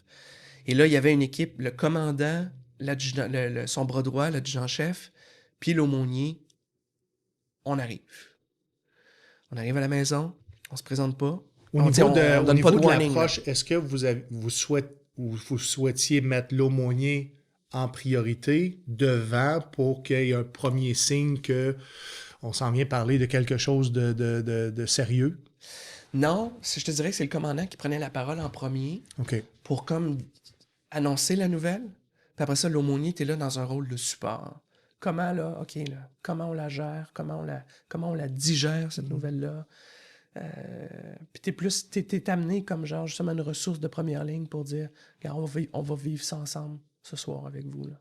Y avait-tu des équipes psychosociales qui étaient prêtes à justement intervenir auprès des familles ou c'était vraiment toi qui avais cette responsabilité-là de faire la gestion de crise? À ce moment-là de l'annonce, oui. Crise de panique, violence. Oui, là, je te dirais, c'est un bon point. On était... c'est sûr qu'il y en a quelqu'un qui était hospitalisé. On était obligé, mais on a fait venir l'ambulance. Puis là, un père, là, malaise cardiaque suite à l'annonce. Mais des équipes d'intervention, non.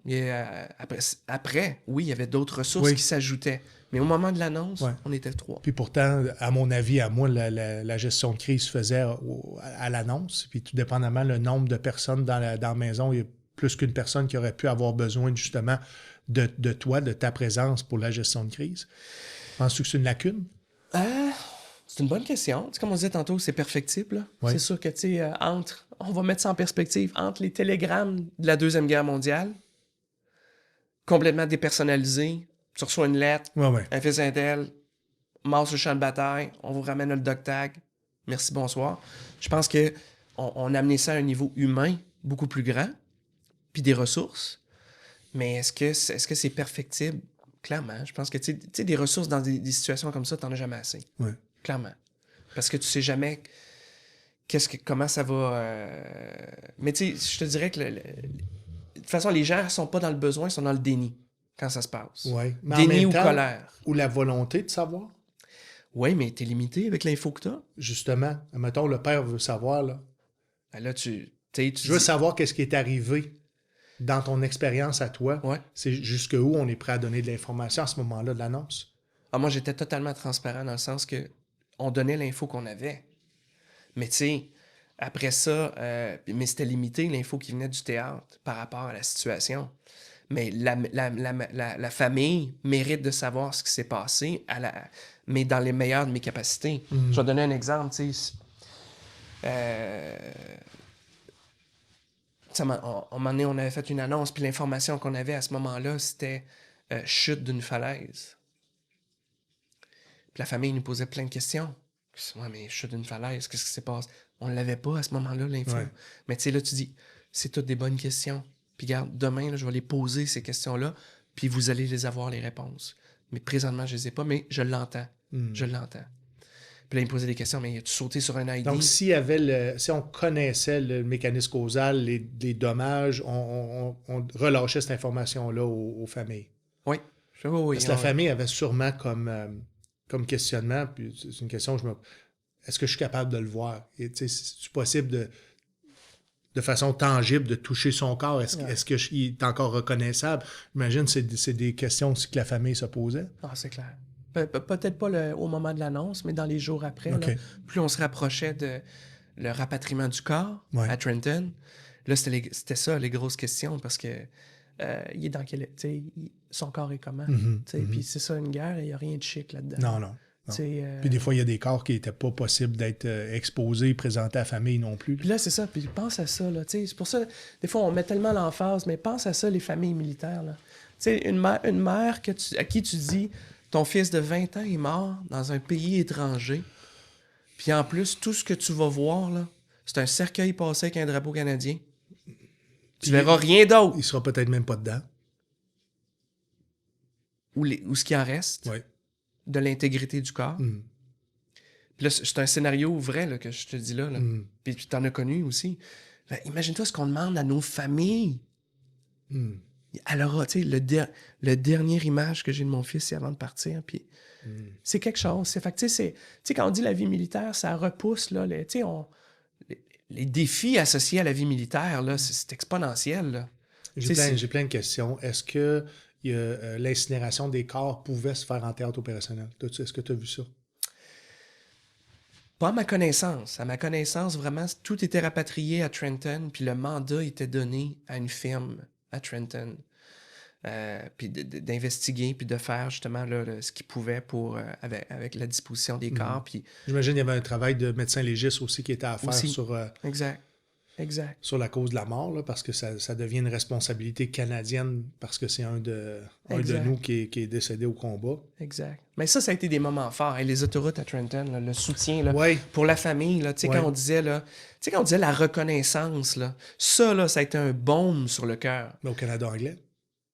Oui, c'est sûr que... Je sais pas si c'est sûr que c'était à Trenton, à Toronto, parce qu'on l'autoroute des héros... 401. 45 minutes de voiture. Je pense 52... véhicules?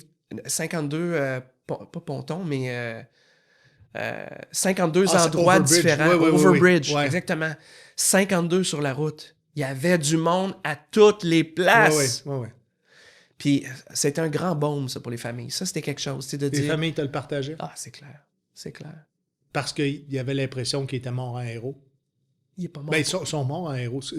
Il est mort en héros, puis il y a une reconnaissance, puis il y a des gens qui sont là pour le célébrer, qui sont là avec nous autres, puis là, les voitures passaient, puis la circulation est arrêtée sur l'autoroute, puis là, t'es un cortège, puis là, c'est les familles qui sont mis en focus, puis les gens qui saluent, c'est à coups de milliers, là, avec des pancartes, puis il y avait même, tu sais, je me souviens, entre autres, Soldat Coursier, puis il y avait des pancartes écrites en français, puis là, tu sais, puis, tu sais, ça faisait chaud au cœur, ça, pour les familles.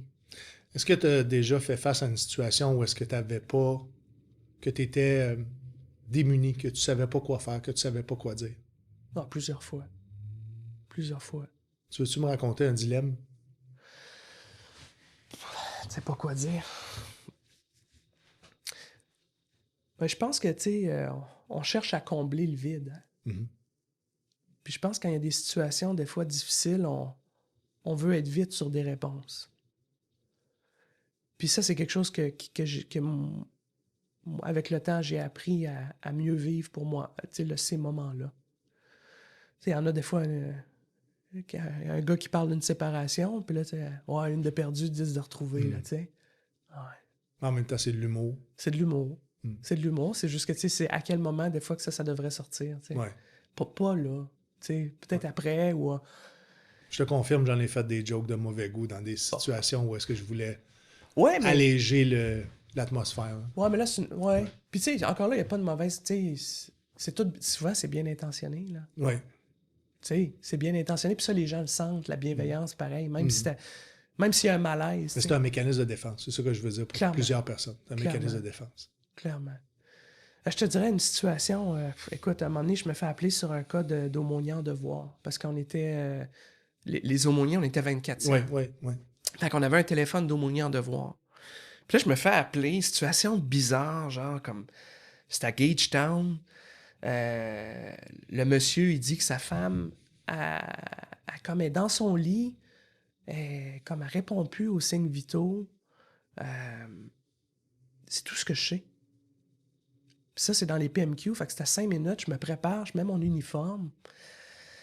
J'ai de l'info, mais c'est comme... C'est bizarre, là, le peu d'infos que j'avais. J'arrive là, j'arrive en même temps que les ambulanciers. Les ambulanciers montent, tout ça. Moi, j'étais avec le militaire en question.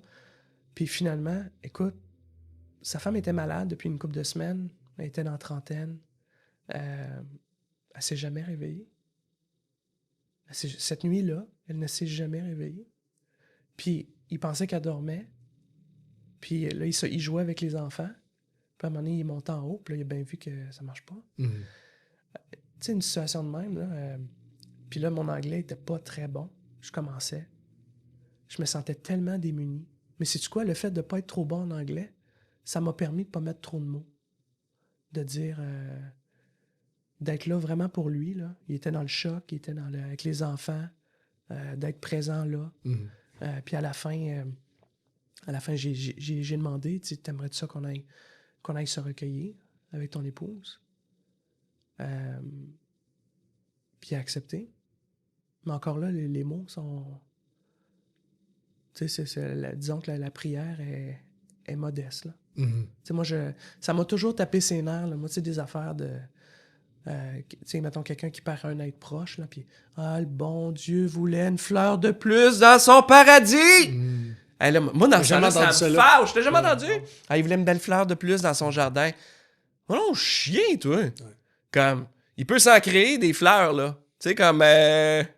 Non, ça, j'ai jamais... Ça, c'est toujours des choses qui m'ont... tu sais, des affaires toutes faites, là, comme pour... probablement pour soulager quelque chose, tu sais, comme... ça donne sens rapidement, là. Mais ton silence de par ta non-maîtrise de la langue a été salutaire. Oui, puis après ça, les gestes, puis la façon qu'on a vécu le moment, t'en dis moins. Il n'y a rien à dire, là. Mais une présence, ça apaise. Exact. C'est ça, j'ai appris la valeur de ça, à travers mon ministère.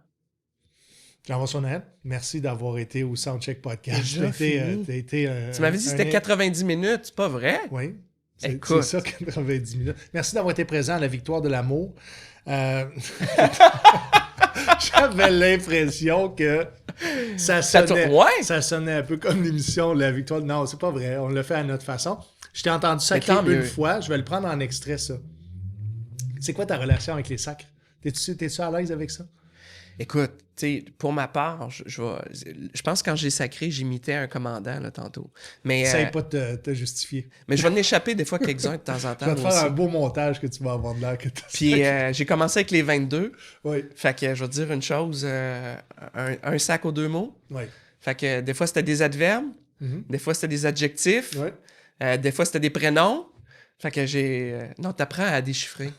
Fait que, donc, les gens vont savoir pour le restant de ta vie que t'es ouvert à un sacre de temps en temps quand c'est écoute, ça me scandalise bien pas. Conjugué. Ça me scandalise pas. Il y a des choses, tu sais, dans l'ordre du bien puis du mal. Ouais. D'échapper un sac parce que t'es juste en colère puis tu sais pas comment l'exprimer. Je suis capable de vivre avec ça. C'est le mot de la fin. Mesdames et messieurs, merci infiniment d'avoir été à l'écoute du Soundcheck Podcast Studio. Encore une fois, très heureux de vous compter parmi nos abonnés. Abonnez-vous à la chaîne YouTube, le Soundcheck Podcast, pour tous les épisodes intégrales et gratuits. Sinon, nos réseaux sociaux, Facebook, Instagram, TikTok, Steven Bilodeau humoriste. Et pour tout ça, je vous remercie et je vous donne rendez-vous à la prochaine émission du Soundcheck Podcast Studio. Merci.